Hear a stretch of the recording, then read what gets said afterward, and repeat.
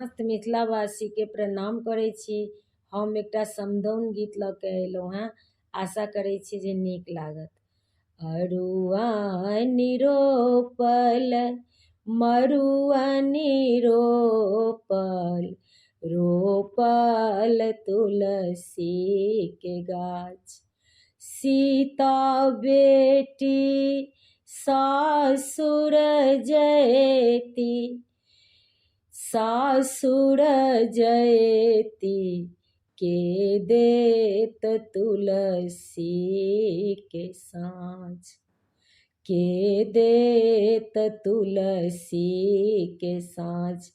अरुआनि रोपल मरुआनि रोपल, रोपल तुलसी के गाछ, रोपल तुलसी के गाछ। सीता बेटी सासुर जयती, सासुर जयती के देत तुलसी के साँझ, के देत तुलसी के साँझ। कोने रंग डोलिया कौने रंग ओहरी, या कौने रंग ओहरिया। कोने रंग चारू कहार, कोने रंग चारू कहार। लाले रंग डोलिया सबुज रंग ओहरी, या सबुज रंग ओहरिया। श्यामल रंग चारू कहार, श्यामल रंग चारू कहार। चारी कहरिया पाँचम लोकनिया, पाँचम लोकनिया। छठम सहोदर भाई, छठम सहोदर भाई। चारी कहरिया पाँचम लोकनिया, छठम सहोदर भाई, छठम सहोदर भाई। एक कोस गेली सीता, दुई कोस गेली, तेसरा में फेंकला ओहार, तेसरा में फेंकला ओहार।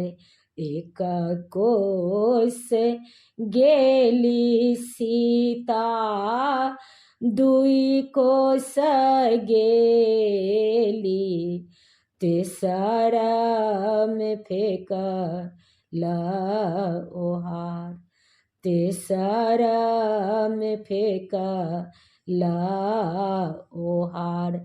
कते दूर बीतल भैया बाबा के नगरी, या बाबा के नगरिया।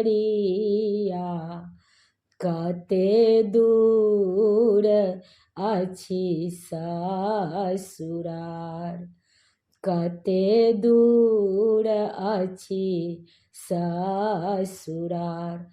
कते दूर बीतल भैया बाबा के नगरिया, बाबा के नगरिया।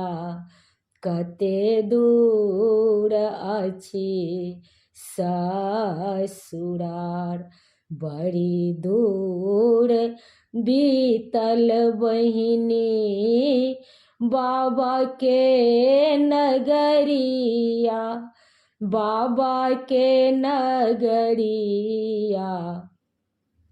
कनिके दूर अछि ससुरार, कनिके दूर अछि ससुरारी।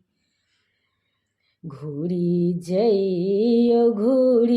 जइयो भैया हे सहोदर, भैया हे सहोदर।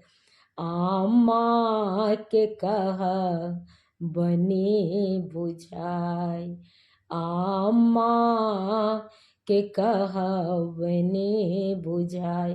अम्मा के छातिया पत्थर भये बैसतनी, पाथर भये बैसतन। हमहु बैसबही यारी, हमहु बैसबही यारी। अम्मा के छाती पत्थर भये बैसतन, हमहु बैसबही यारी, हमहु बैसबही यारी।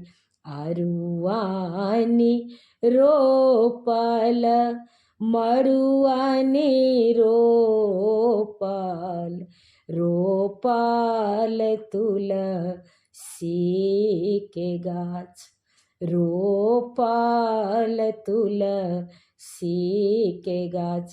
सीता बेटी सासुर जयती, सासुर जयती। के देत तुलसी के साँझ, के देत तुलसी के साँझ, के देत तुलसी के साँझ।